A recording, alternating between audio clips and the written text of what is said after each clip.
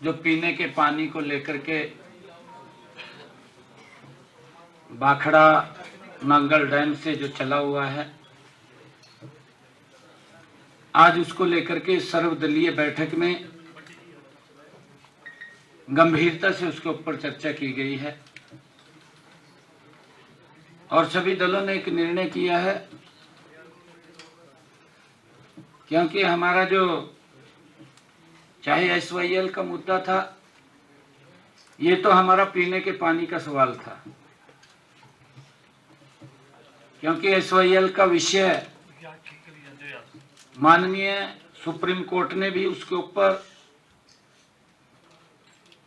कहा कि ये पानी हरियाणा को दिया जाए, परंतु उससे आगे बढ़ करके अब पीने के पानी के ऊपर भी हरियाणा के वो आंच आई है और सभी हमारे दलों ने एकत्र होकर के उसके ऊपर गहरी प्रतिक्रिया व्यक्त की है कि इसके ऊपर तुरंत रास्ता निकाला जाए। और सभी दलों ने एक मुश्त इस बात को लेकर के कहा कि हम इस विषय को लेकर के एकजुटता से हम काम करेंगे।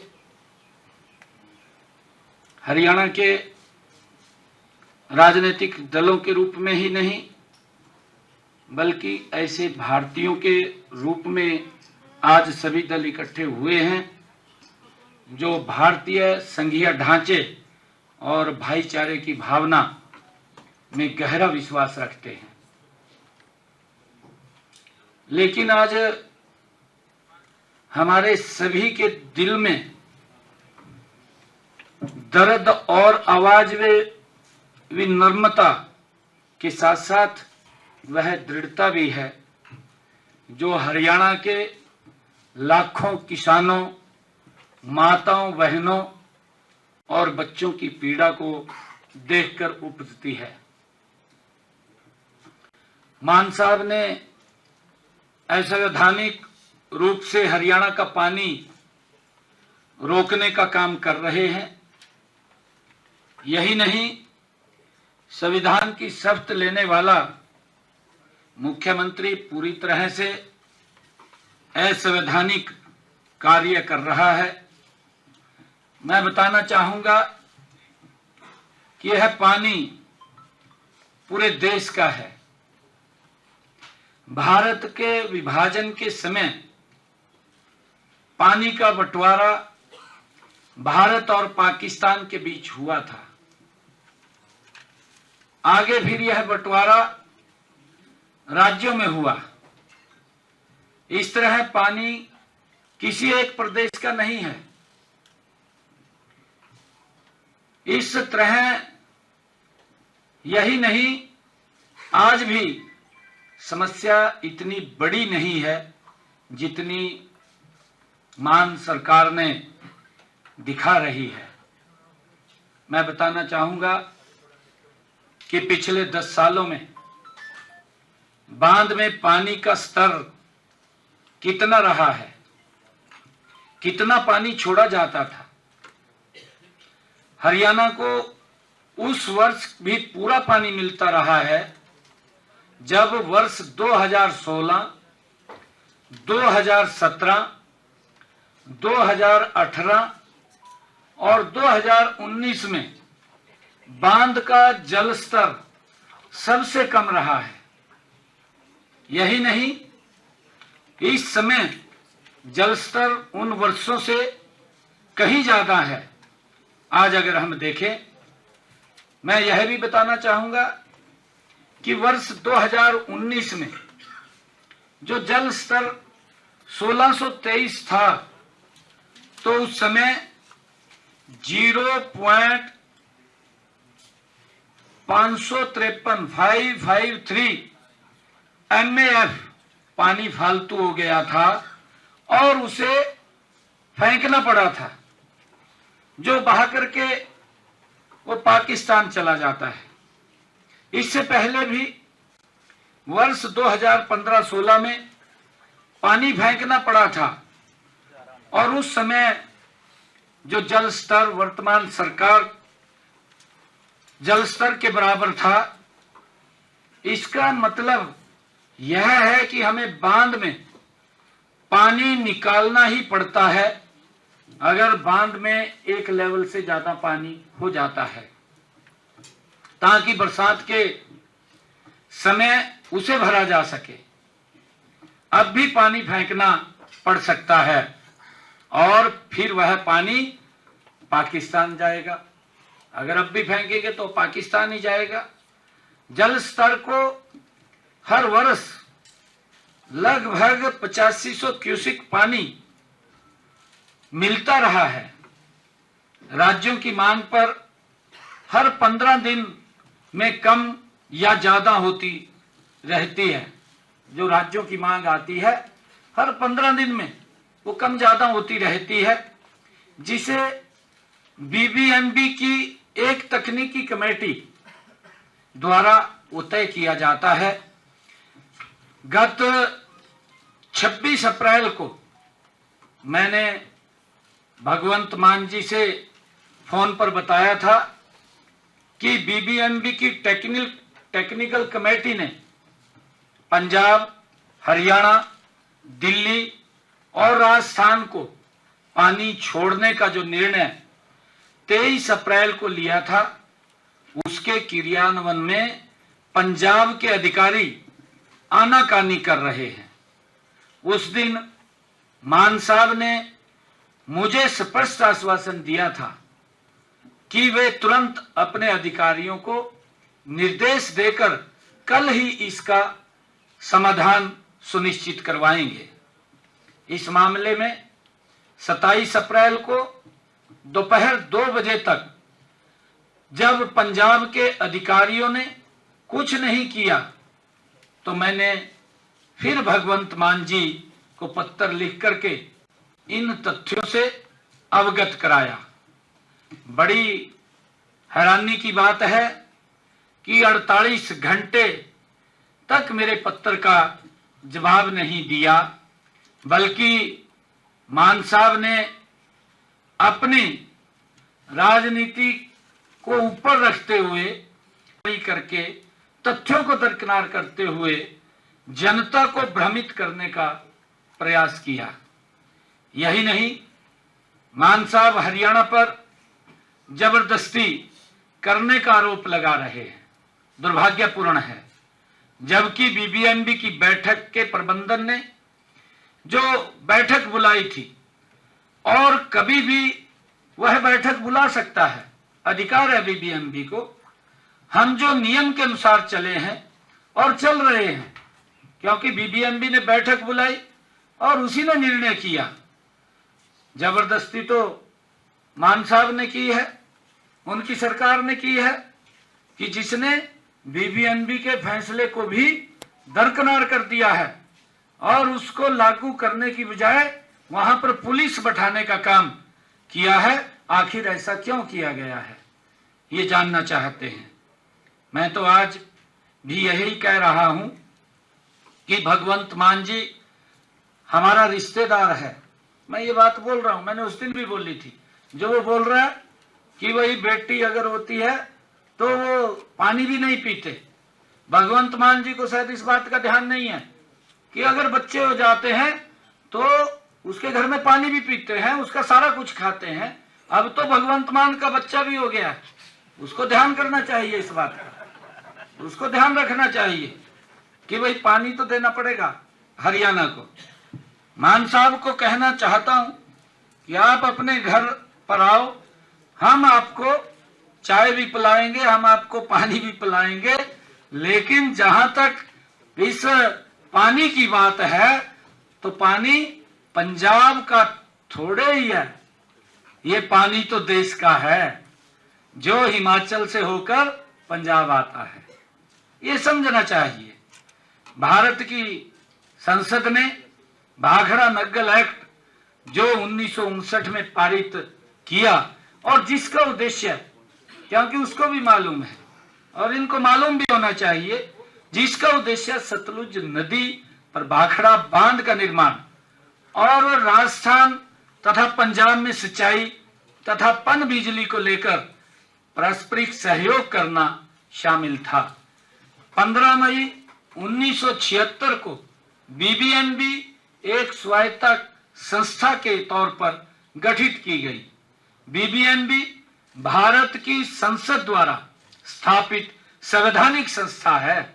ये कोई वैसी नहीं बैठेगी आकर के, लोकसभा के द्वारा ये कंस्टिट्यूट की गई संस्था है जो यहाँ पर बैठी है और जो फैसला करती है और निष्पक्ष रूप से अपना कार्य भी करती है, भेदभाव नहीं करती हो किसी के साथ। जिसका जो हिस्सा है वो देने का काम बीबीएमबी करता है। बाघड़ा ब्यास प्रबंधन बोर्ड की तकनीकी समिति ने 23 अप्रैल 2025 को हरियाणा को 850 क्यूसिक पानी देने का फैसला लिया था। जिस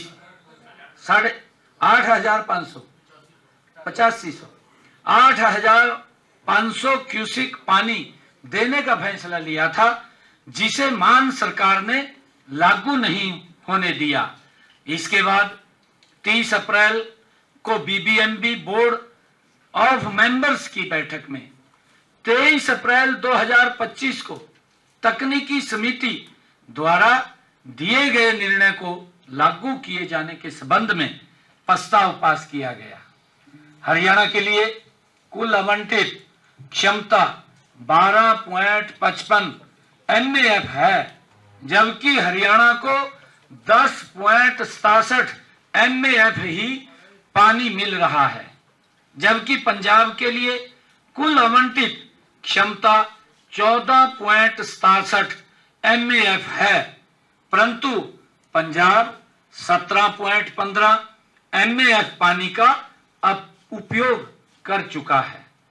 इससे स्पष्ट है कि पंजाब अपने आवंटित हिस्से से कहीं ज्यादा मात्रा में पानी का उपयोग कर रहा है, जबकि हरियाणा को उससे आवंटित हिस्से से 17% कम पानी मिल रहा है। पिछले अगर 10 वर्षों में पंजाब व हरियाणा को दिए गए पानी का ब्यौरा देना चाहूंगा। पंजाब के हर साल अपने हिस्से से काफी ज्यादा पानी का उपयोग वो कर रहा है। मैं बताना चाहूंगा कि SYL का निर्माण न होने के कारण भी हरियाणा पानी के अपने आवंटित 3.5 MAF हिस्से में से केवल 1.62 MAF पानी का ही उपयोग कर रहा है।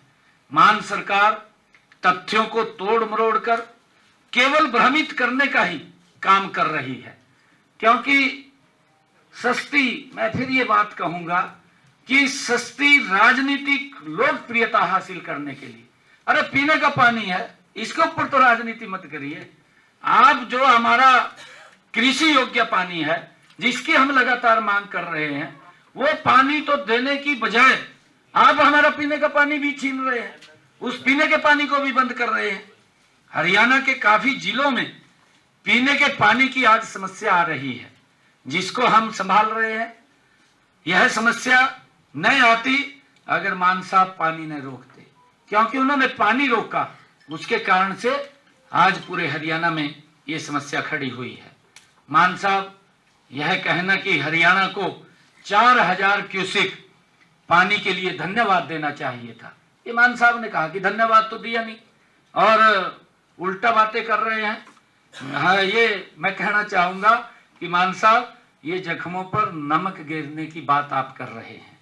हरियाणा ने कभी अपने हक से ज्यादा नहीं मांगा है। बीबीएमबी जो एक केंद्रीय और एक निष्पक्ष संस्था है, ने न तकनीकी आधार पर हरियाणा का कोटा तय किया है, लेकिन मान सरकार ने इसे मानने से इनकार कर दिया है।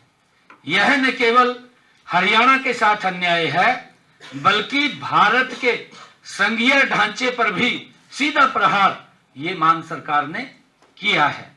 भारत एक संघीय देश है, जहां हर राज्य का कर्तव्य है कि वह अपने पड़ोसी के हितों का सम्मान करे, और मान सरकार का यह रवैया न केवल हरियाणा बल्कि पूरे देश के लिए एक गलत मिसाल कायम करता है। मान साहब का दावा कि 31 मार्च को हरियाणा का पानी खत्म हो गया, पूरी तरह से ये भ्रामक और झूठा प्रचार वो किया जा रहा है। बीबीएमबी के स्पष्ट आंकड़े हैं, हरियाणा ने अपने कोटे का उपयोग किया, लेकिन अप्रैल 2025 के लिए अतिरिक्त पानी का आवंटन बीबीएमबी की तकनीकी कमेटी ने किया था। मान सरकार का इसे रोकना न केवल अनैतिक है, बल्कि कानूनी और संवैधानिक रूप से भी ये गलत है। मान साहब यह कैसे भूल गए कि वर्ष 2022, 2023 और 2024 में कभी भी अप्रैल और मई माह में हरियाणा कॉन्टैक्ट पॉइंट पर 9000 क्यूसिक से कम पानी नहीं दिया गया। मई के महीने में डैम से जो पानी आता है वह पंजाब, हरियाणा, दिल्ली और राजस्थान पीने के लिए ही उपयोग करते हैं।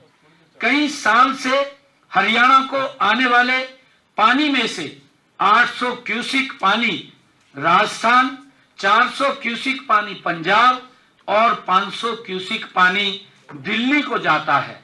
अगर पिछले 3 साल की बात करें तो मई 2022 में हरियाणा को औसतन 9727 क्यूसिक और मई 2023 में औसतन 9850 क्यूसिक और मई 2024 में औसतन 10,067 क्यूसिक पानी मिला था। लेकिन जैसे ही वर्ष दिल्ली में जो आम आदमी की पार्टी की सरकार हारी, तो आम आदमी पार्टी की सरकार ने पीने के पानी में ही कटौती कर दी। भाई उससे सही इसका क्या लिंक है? ये पीने का पानी है। आप वो दोष हमारी हरियाणा की जनता के ऊपर क्यों दे रहे हैं? इसका असर वहां के लोगों को भी पड़ेगा। जिन लोगों ने आपको वहां वोट दिया था उनके ऊपर भी असर पड़ने वाला है। हैरानी की बात है कि जब तक दिल्ली में आम आदमी की सरकार थी तब तक तो आम आदमी पार्टी की सरकार को दिल्ली जाने वाले पानी पर कोई आपत्ति नहीं थी, लेकिन अब चूंकि वहां पर वो हार गए हैं तो अब दिल्ली की जनता के सामने खड़े इस जल संकट पर मान सरकार ने आंखें बंद कर ली हैं, आंखें मूंद ली हैं। ऐसा प्रतीत होता है कि यह सब दिल्ली की जनता से बदला लेने के लिए हमारे हरियाणा के लोगों को भी प्रताड़ित करने का ये काम कर रहे हैं। मान साहब यह भी याद रखना चाहिए आपको कि जून से पहले भाखड़ा डैम के जल भंडारण को निश्चित मात्रा तक खाली करना भी आवश्यक है। ये सब जानते हैं, ताकि मानसून के दौरान बारिश का पानी संग्रहित किया जा सके। यदि जल स्तर भंडारण में जगह नहीं होगी तो बारिश से मिला अतिरिक्त पानी वो पाकिस्तान चला जाएगा। उसको मालूम है, क्योंकि उसको आगे रोकने का कोई स्थान नहीं है, जो न तो पंजाब के हित में है और न ही राष्ट्र के हित में है। ये इस बात का मान साहब को ध्यान रखना चाहिए। हरियाणा ने हमेशा अपने बड़े भाई पंजाब के साथ भाईचारा निभाया है। हमने कभी पंजाब के हक पर सवाल नहीं उठाया, लेकिन आज जब हरियाणा का किसान अपनी मेहनत से उगाई फसल को सूखता देख रहा है तो मान सरकार का यह रवैया हमें मजबूर करता है कि हम कड़े कदम उठाएं। मान सरकार ने सर्वदलीय बैठक बुलाकर विधानसभा का विशेष सत्र बुलाने और प्रधानमंत्री जी से मुलाकात करने की भी बात उन्होंने कही है, लेकिन यह सत्र एक तरफा प्रस्ताव पास करने का मंच नहीं बनना चाहिए। पानी का मुद्दा दोनों राज्यों का है और इसका हल बातचीत और सहयोग से ही निकलेगा। आम आदमी पार्टी के हमारे मान साहब सरकार जल विवाद और अन्य मुद्दों के जरिए भारत के संघीय ढांचे को कमजोर कर रही है। संघीय ढांचा भारत के संविधान की आधारशिला है, जो केंद्र और राज्यों के बीच शक्तियों के संतुलित बंटवारे पर टिका हुआ है।